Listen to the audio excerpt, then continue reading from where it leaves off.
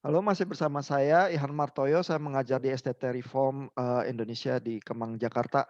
Saya masih bersama sahabat-sahabat Pendeta Yohanes Halim MDiv, Pendeta Alex Nanlohi SOS MA, dan Bapak Anton Katoba MDiv. Kita sedang bicara permasalahan pelayanan di para church.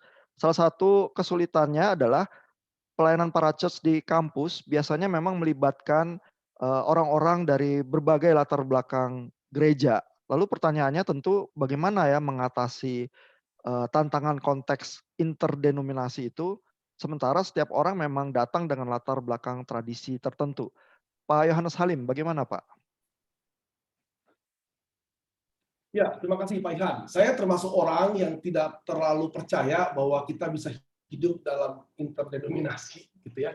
Artinya dengan latar belakang teologi, latar belakang tradisi itu kita bisa hidup dalam artian sepakat, itu tidak mungkin lah. Nanti sampai Yesus datang. Tetapi saya percaya bahwa walaupun kita berbeda, kita bisa tetap melayani bersama-sama, tapi tidak dalam satu gereja. Dalam satu gereja lokal hampir tidak mungkin. Tetapi di dalam persekutuan itu tentunya bisa. Nah, saya mengutip dari Westminster Confession, ini yang menjadi pegangan gereja-gereja Presbyterian, bahwa dalam chapter 26 itu, gereja Presbyterian yang mengakui bahwa ada persekutuan orang-orang percaya, di mana kita di dalam suatu persekutuan itu, walaupun berbeda dengan kita tetap harus mengusahakan suatu persekutuan untuk beribadah kepada Allah. Tetapi tidak mengatakan kita harus sepakat dalam satu gereja. Jadi theologian Holtz ya, E.E. Holtz ya, yang dari abad yang lampau mengatakan bahwa sekalipun kita berbeda denominasi, kita tetap bisa mengerjakan pekerjaan Tuhan bersama-sama. Bukan berarti kita harus menyetujui apa yang tidak kita percayai gitu. Nah, saya melihat para church atau persekutuan kampus itu mirip seperti ini. Tentunya kita harus terus berusaha mengambil jalan tengah yang relatif general. Biasanya kan persoalan kita adalah bukan di level A. Saya membagi dalam level A, B, C perbedaan. Di level A seharusnya adalah kita percaya Yesus Tuhan, Juru Selamat satu-satunya, Alkitab firman Tuhan tidak bersalah. Saya pikir itu sudah cukup mempersatukan kita. Nah, persoalan di level B ya sedikit ada intrik-intrik lah ya. Baptisan selam, baptisan percik, baptis anak, baptis dewasa. Tetapi kalau kita punya hati untuk melayani mahasiswa, saya pikir ini bisa menjadi oke lah, gue percaya baptis anak. You nggak percaya ya sudah gitu kan. Tapi kita bukan gereja, kita sedang melayani mahasiswa. Saya pikir harus ada kerendahan hati untuk seperti itu. Tetapi kalau di gereja saya nggak bisa buka supermarket. Jemaat yang mau percik boleh, yang mau selam boleh, yang mau anak boleh. Saya pikir saya nggak terlalu bisa buka supermarket ya untuk gereja ya. Tapi kalau di para church, saya pikir saya masih bisa mentolerasi. Untuk bagian C, saya pikir yang bagian C ini harusnya kita mungkin benar-benar harus menjauhi lah perdebatan di level C ya. Apakah pakai band masuk neraka atau tidak gitu ya. Saya pikir itu sangat-sangat C gitu ya. Karena band aja juga baru ada kapan gitu ya.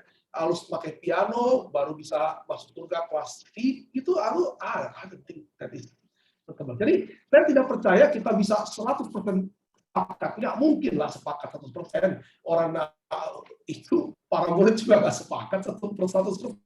Tetapi kita tetap bisa mencari titik-titik di mana kita sebagai orang evangelical, tentunya kita dengan Katolik sedikit berat untuk bersatu. Ketika mereka mau menyembah Bunda kita nggak mau, itu kan rada berat ya. Gitu. Tapi untuk kaum evangelical saya pikir seharusnya bisa lah. Termasuk karismatik yang saya masuk dengan evangelical ya dalam hal ini gitu. Itu Pak.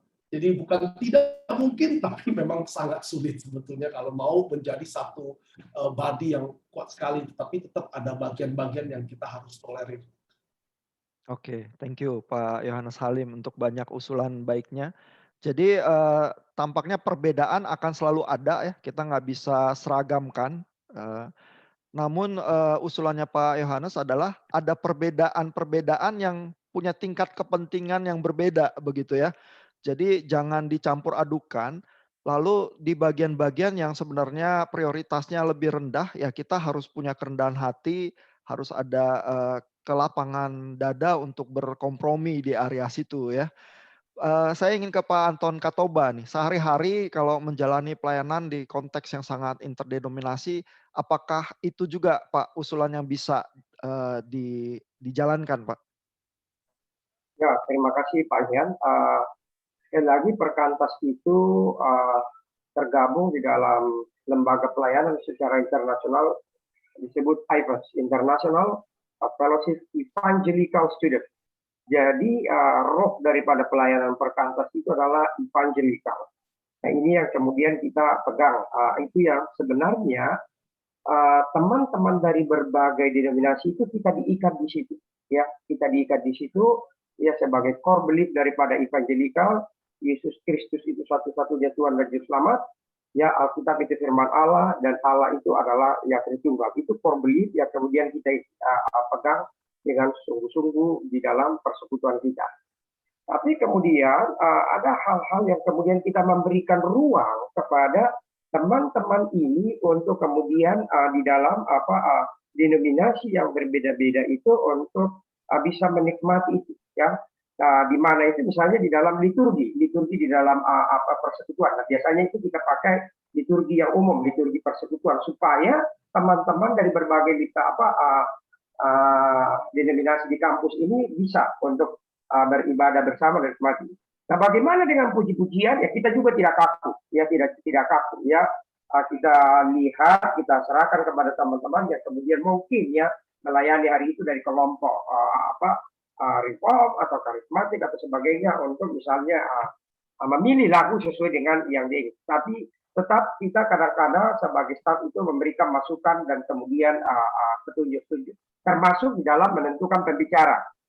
Nah, pembicara di kampus itu adalah kita tetap memberikan masukan-masukan, ya pasti atau tidak sampai yang ekstrim banget yang kita pakai, tetapi di mana itu masih masuk di dalam tadi yang mengakui ya itu Yesus sebagai satu-satunya Tuhan Selamat, Alkitab adalah firman Allah dan kemudian Allah Tritunggal.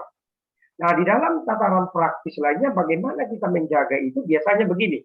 Oh ya, di dalam prakteknya ya biasanya di dalam acara-acara gereja itu adalah biasa itu kita bergilir, berpindah.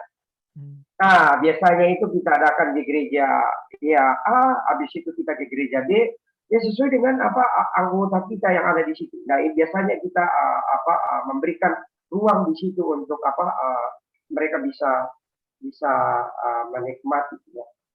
Kira-kira itu yang pengalaman-pengalaman yang saya kerjakan selama ini di kampus.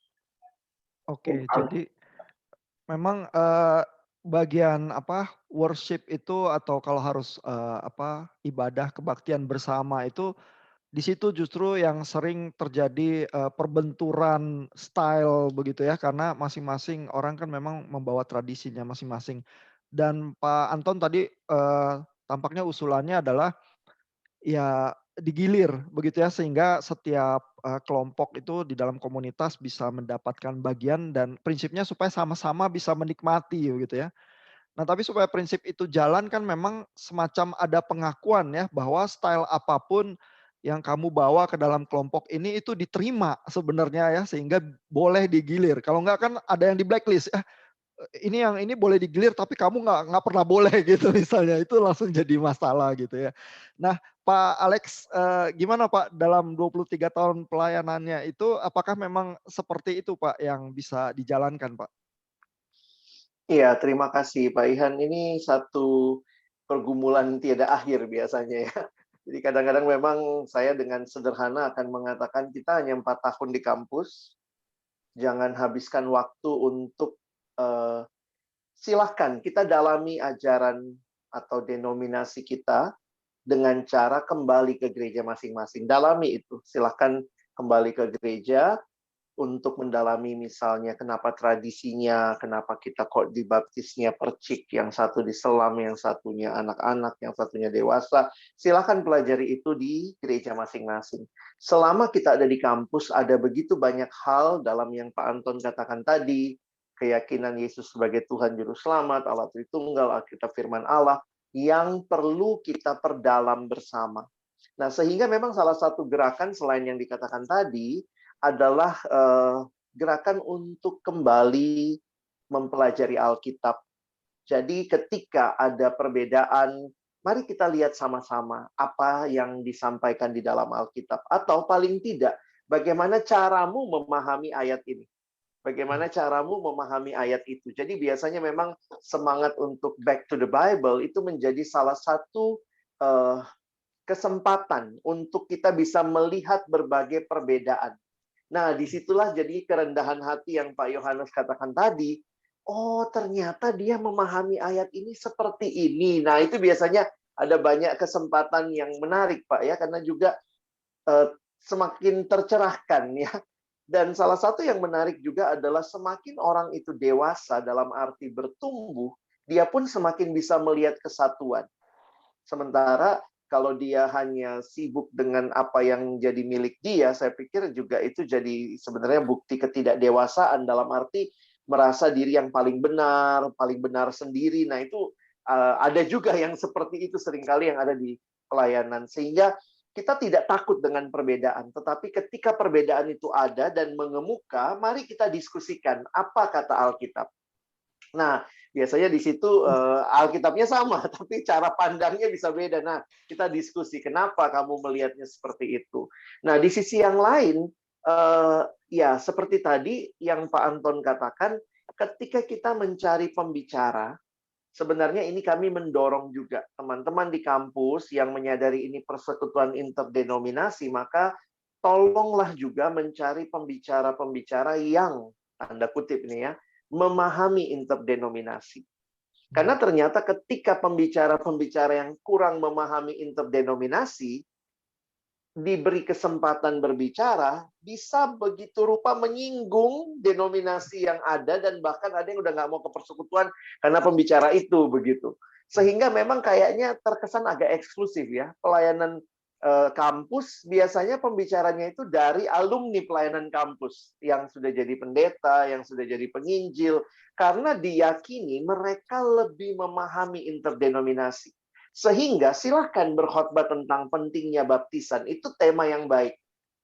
Tapi tema yang kurang baik, jangan pentingnya baptisan percik, pentingnya baptisan selam, itu bukan tema yang akan diangkat. Kita bisa mengangkat tema pentingnya baptisan, lalu ketika pembicaranya adalah seorang yang dari latar belakang interdenominasi, dia akan bisa menjelaskan bahwa di dalam tradisi gereja ada beberapa cara baptisan. Nah, sehingga itu akan lebih imbang, bukan kemudian menyamakan dan menyatukan, tetapi memberikan pandangan sehingga sebenarnya di dalam persekutuan, jemaat jadi dewasa, Pak. Bisa melihat bahwa iya ya, kita berbeda, tapi kita tetap bisa duduk bersama, melakukan pelayanan bersama, dan saya pikir itu modal besar untuk kesatuan gereja dalam arti yang tidak usah satu organisasi, tapi kita tahu bagian kita dan kita bisa contribute something. Mungkin itu Pak Ihan.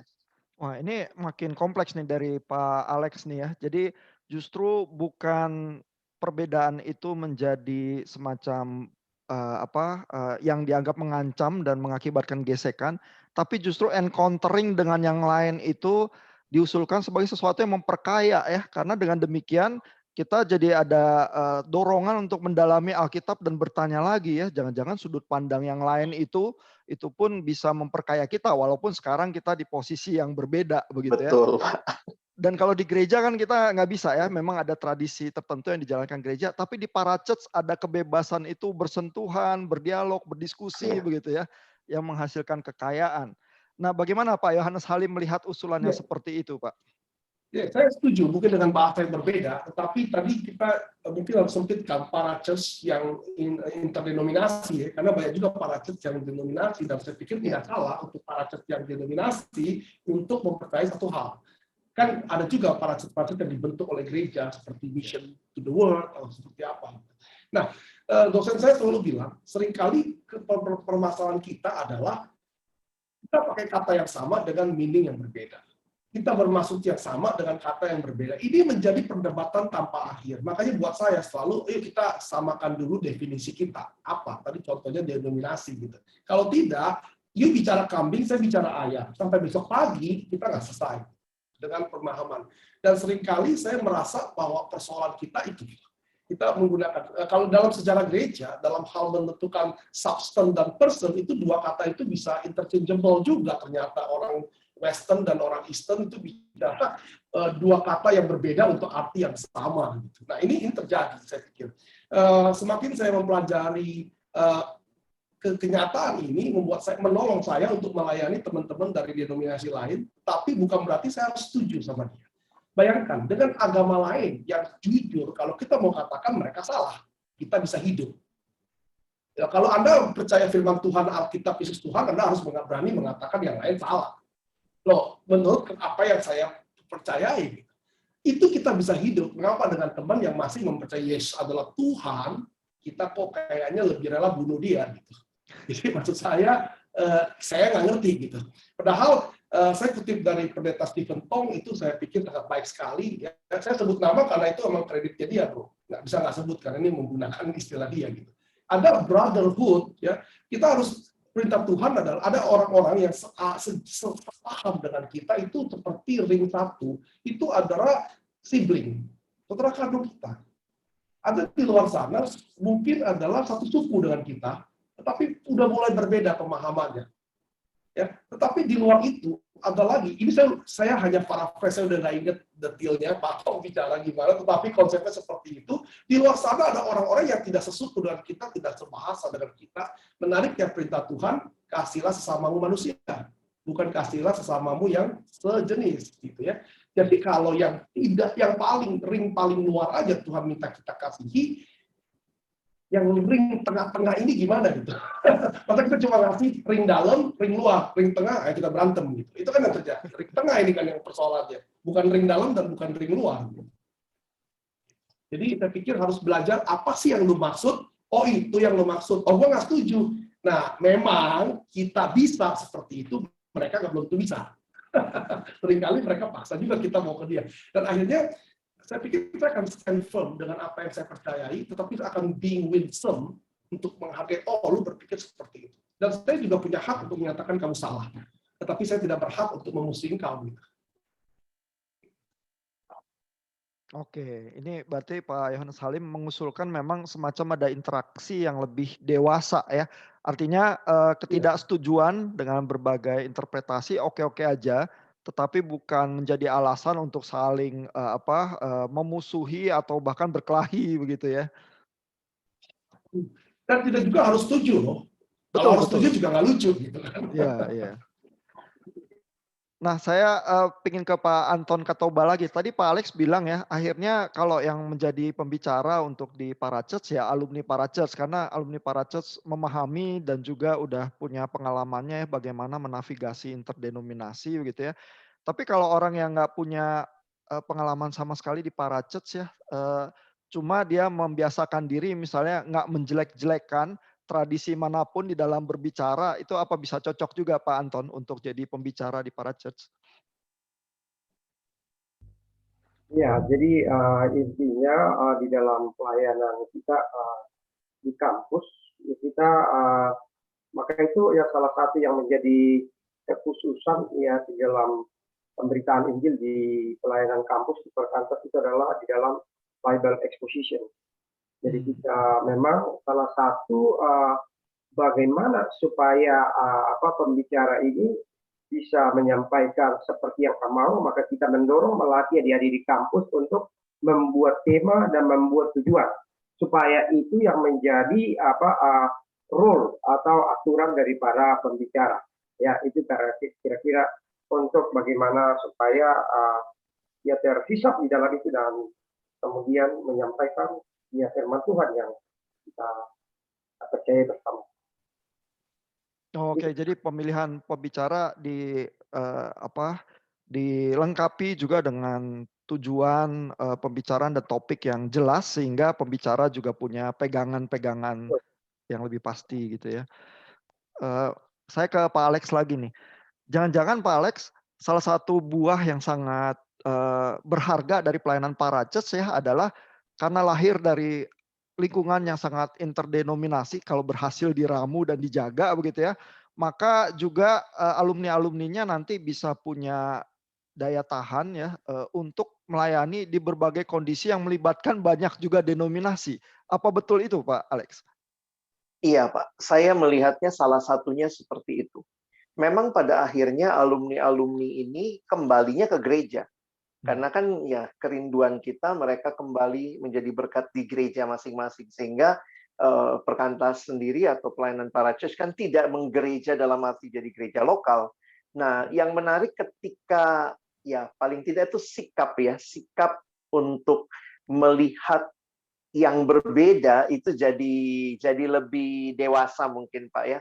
Oh, ada yang beda. Oke. Jadi orang yang beda tidak langsung dilabelin sesuatu, tetapi mungkin seperti yang Pak Yohanes katakan tadi, ternyata penggunaan istilah yang berbeda, cara pandang yang berbeda, tradisi yang berbeda.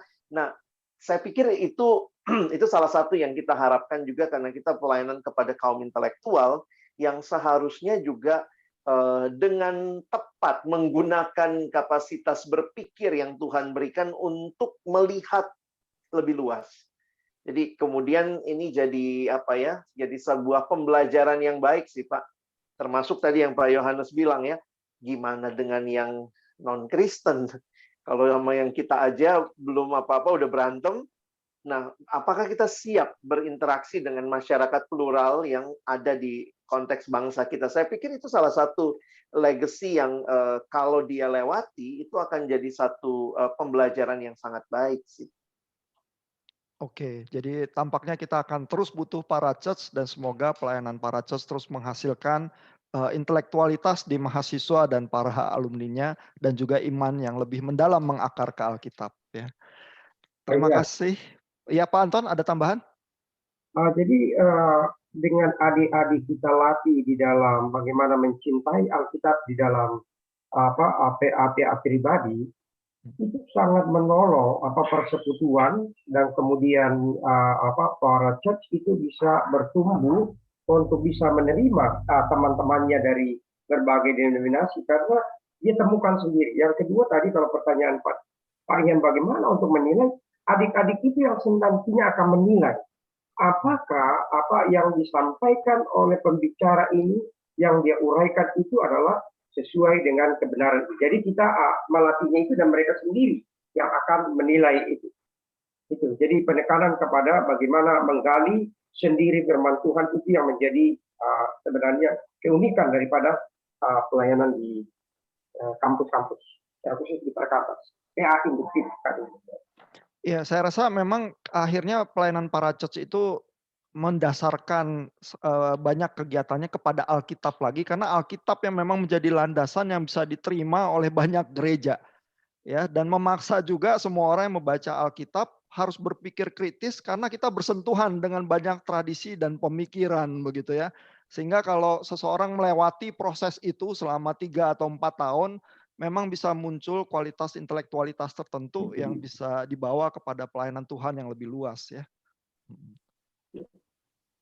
Dan Thank you. kalau Ya. fokusnya kepada Injil, kalau boleh tambahkan, fokus Ya, Pak. kepada Injil, pembahasan Alkitab, dan saya setuju dengan tadi yang Pak Alex bilang, mungkin tidak perlu membahas hal-hal yang nggak terlalu relevan dengan Injil gitu ya. Sehingga kan penginjilan itu bisa berjalan dan pemahaman Alkitab itu bisa menolong mereka melihat. Ya, jadi memang banyak buah-buah yang manis yang dihasilkan oleh para church. Semoga pelayanan kita memang diberkati dan ditolong oleh Tuhan. Terima kasih Pak Pendeta Alex, Pendeta Yohanes Halim, dan Pak Anton Katoba untuk diskusinya yang sangat fruitful ini. Kita ketemu di obrolan-obrolan yang lain.